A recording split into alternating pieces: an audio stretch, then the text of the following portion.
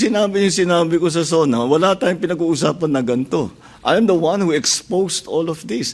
And I'm the only one that has started to do anything about this. Pangulong Bongbong Marcos hindi na natiis ang ipinupukol na ilang kritiko na ayaw sa kanya. Pumitik na at pinasabog ang matinding pahayag.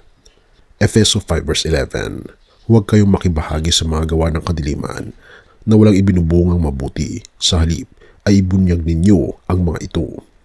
Hindi na natiis ng Pangulo na sa gitna ng walang humpay na banat, paratang at pambabatikos ng kanyang mga kritiko, tuluyan ng pumitik si Pangulong Ferdinand Marcos Jr. sa isang pambihirang pagkakataon sa harap ng media. Kung hindi ko sinabi ko sa SONA, wala tayong pinag-uusapan na ganito. I'm the one who exposed all of this. And I'm the only one that has started to do anything about this. Bakit? Ang mga nakaramba na Pangulo, may nakita ba kayong ginawang ganon? Meron ba silang kinulong? Meron ba silang finish na account? Meron ba silang mga investigation na ginawa? Wala. Sa akin lang. Tapos sasabihin, ako daw ang may kagagawan.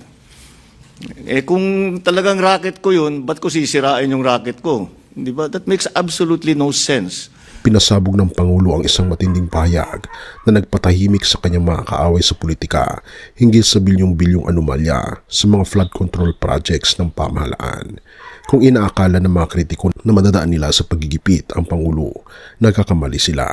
Heto ang buong detalye ng kanyang naging resback at ang katotohanan na nabubunyag sa ngayon.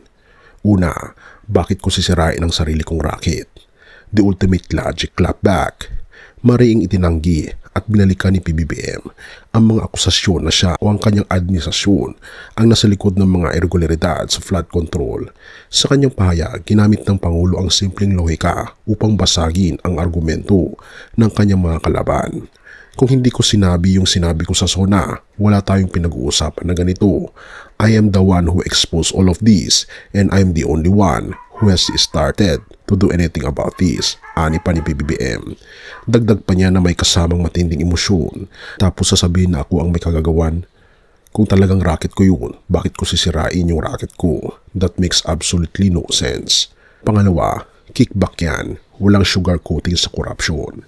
Hindi na nagpaligul-ligul pa ang Pangulo sa tradisyonal na terminolohiyo ng mga politiko.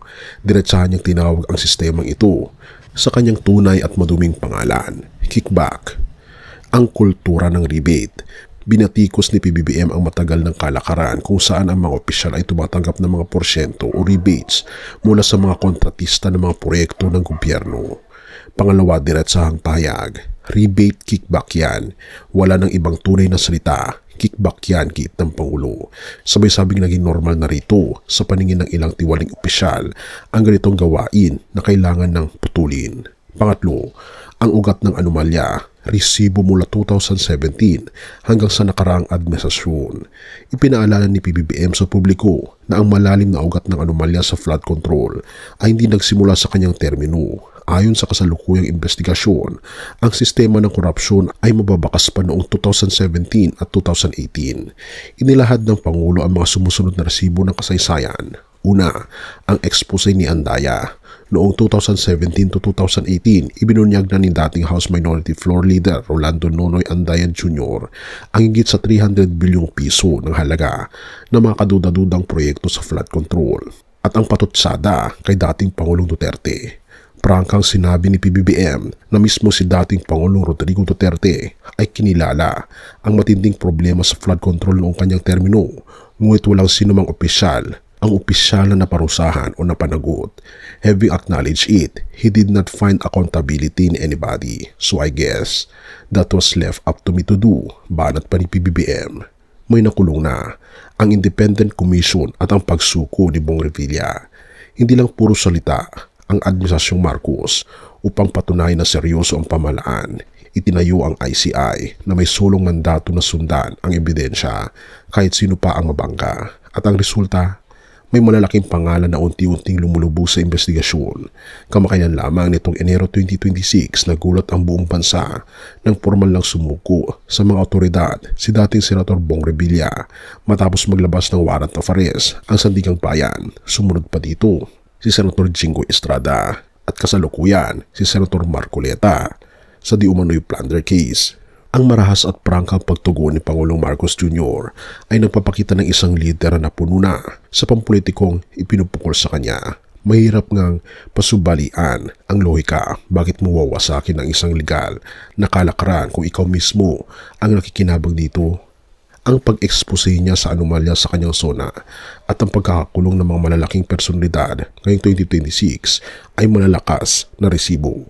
Gayunpaman, ang hamon sa ICI at sa buong gobyerno ay ang panatilihing patas ang hustisya. Dapat mabulgar ang lahat ng sangkot, kaalyado man o kaaway sa politika upang tuluyang malinis ang kaban ng bayan. Mga kaibigan, mga kapatid, ang mga anomalyang sa lupa ay maaaring maitago ng maraming taon sa pamamagitan ng mga huwad na dokumento at ghost projects. Ngunit sa huli, may isang lider na maglalakas loob na mag-imbestiga at ang mga sekreto ay nahayag gaya ng nasasaksihan natin ngayon. Kung paano ang mga anomalya ng gobyerno ay nabubunyag sa liwanag, ipinapaalala ng Biblia na ang ating puso ay bukas at walang maitatago sa harap ng ating Panginoong Diyos. Sinasabi sa Roma 3 verse 23, sapagkat ang lahat ay nagkasala at hindi nakaabot sa kalulatian ng Diyos. Ang bawat lihim na galit, kasinungalingan, pagnanakaw at pansariling interes ay nakikita ng Amang nasa langit, at ang kabayaran ng kasalanang iyan ay hindi lamang kulong sa lupa, kundi walang hanggang kapahamakan sa impyerno. Roma 6 verse 23. Ngunit kung paanong nagtatag ang pamahalaan ng komisyon para sa hustisya, ang ating Panginoong Diyos ay nagbigay ng daan ng kapatawaran. Hindi niya nais na ikaw ay mapahamak, kaibigan. Kaya naman isinugo niya ang kanyang kaisa-isang anak na walang iba kundi ang ating Panginoon Jesucristo. Ang ating Panginoon Jesus ang umako sa parusa ng iyong kickback at kasalanan sa buhay ng siya ay mapako sa krus.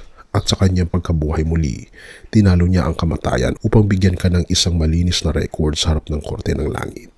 Hindi mo kailangang magtago sa takot. Ngayong araw na ito, tinatawagan tayo ng ating Panginoon Diyos na lumapit sa Kanya. Tanggapin mo ang ating Panginoon Jesus bilang iyong personal na Panginoon at tagapagligtas. Ito ang pinakamahalagang desisyon na maglilipat sa iyo mula sa kahatulan patungo sa buhay na walang hanggan.